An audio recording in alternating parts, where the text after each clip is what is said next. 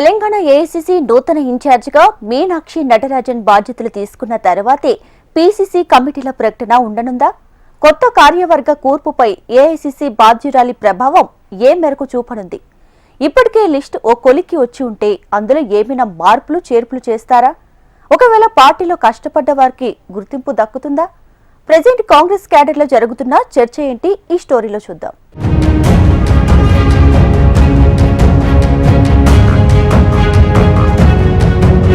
తెలంగాణ కాంగ్రెస్ కు కొత్త AICC incharge నియామకంతో పార్టీలో కీలక పరిణామాలు చోటు చేసుకున్నాయి.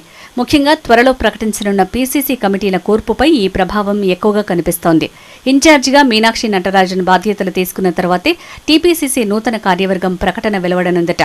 దీంతో పీసీసీ వర్కింగ్ ప్రెసిడెంట్లు, ప్రధాన కార్యదర్శులు, ఇతర కమిటీ సభ్యుల ఎంపికపై ఆమె ప్రభావం ఏ మేరకు ఉండనుంది?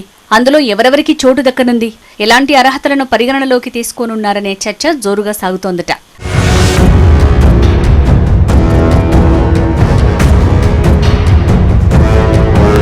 కొత్త ఇన్ఛార్జి మీనాక్షి నటరాజన్ వద్ద లాబింగ్ నేతలకు స్థానం ఉండదనే వార్తలు వినిపిస్తున్నాయి. పార్టీ కోసం కష్టపడే లీడర్లకే ఆమె పెద్దపీట వేస్తారని చెప్పుకుంటున్నారు.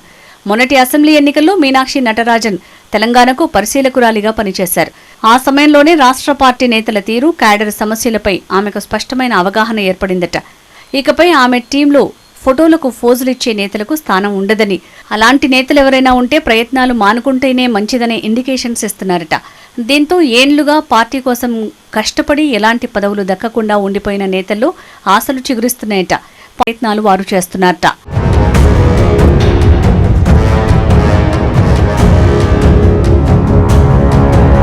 అయితే ఇప్పటికే పీసీసీ కమిటీల లిస్ట్ ఏఐసీసీకి చేరింది. అయినా ఇప్పుడు కొత్త ఇన్ఛార్జిగా మీనాక్షి నటరాజన్ రావడంతో మరొకమారు ఏఐసీసీకి అందిన పదవుల లిస్టుపై విచారణ చేపట్టినట్టు తెలుస్తోంది. దీంతో పదవుల కోసం ప్రయత్నం చేసేవారు చివరి ప్రయత్నాలు మొదలుపెట్టేశారట. మొదటి దఫాలో టీపీసీసీ వర్కింగ్ ప్రెసిడెంట్లు, సీనియర్ వైస్ ప్రెసిడెంట్, అధికార ప్రతినిధుల టీం లిస్టు వస్తుందనే చర్చ పార్టీ వర్గాల్లో నడుస్తోంది. అయితే మిగిలిన టీపీసీసీ జనరల్ సెక్రటరీల లిస్టుకి కొంత సమయం పడుతుందనే చర్చ గాంధీ భవన్లో నడుస్తోంది.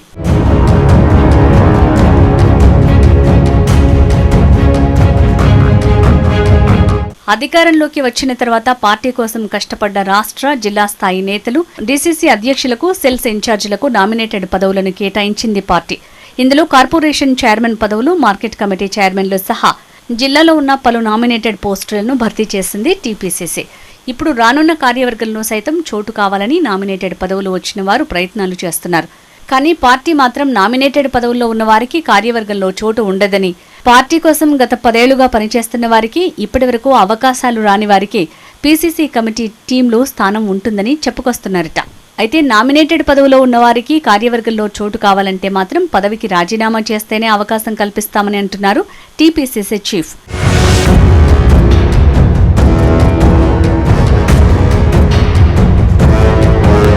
గత పీసీసీ కార్యవర్గంలో 5 వర్కింగ్ ప్రెసిడెంట్లు ఉంటే ఈసారి నూతన కార్యవర్గంలో 4 సభ్యులకు మాత్రమే అవకాశం కల్పించనున్నట్లు తెలుస్తోంది.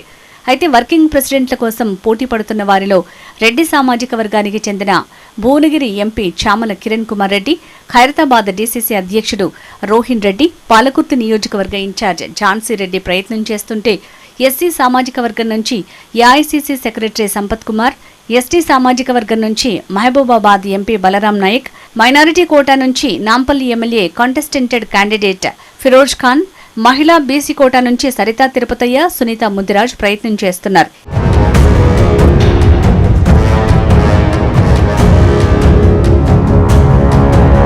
ఇక పీసీసీ జనరల్ సెక్రటరీకి సంబంధించి గత కార్యవర్గంలో జంబో ప్యాక్స్ లో భాగంగా దాదాపు 90 మంది సభ్యులు ఉండేవారు.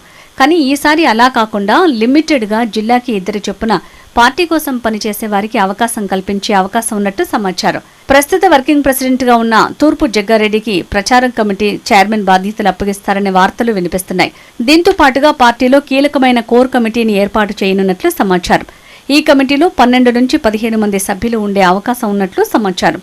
పొలిటికల్ డిస్కషన్ కమిటీలో PCC president, CM, AICC in-charge, AICC in-charge సెక్రటరీలు, వర్కింగ్ ప్రెసిడెంట్లు, మాజీ పీసీసీ, సీఎల్పీ నాయకులు, ఇంకా సీనియర్ నాయకుల్లో 1 లేదా 2కి అవకాశం ఉంటుందనే చర్చ జరుగుతోంది.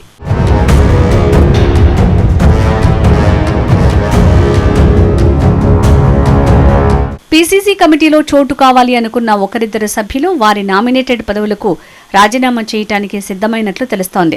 పార్టీ తీసుకున్న ఈ ఆలోచన మంచిదే అని, దీనివల్ల అవకాశాలు రాని వారికి, కష్టపడ్డ వారికి గుర్తింపు దక్కుతుందని హస్తం శ్రేణులు అభిప్రాయపడుతున్నారు. ఒకరికి 2 పదవులు కాకుండా పార్టీ నిర్ణయం వల్ల మెజారిటీ నాయకులకు పదవులు వచ్చే అవకాశం ఉంటుంది అంటున్నారు. చూడాలి మరి కొత్త కమిటీ ఎంపికలో ఇన్ఛార్జ్ మీనాక్షి నటరాజన్ మార్క్ ఏ మేరకు ఉంటుందో.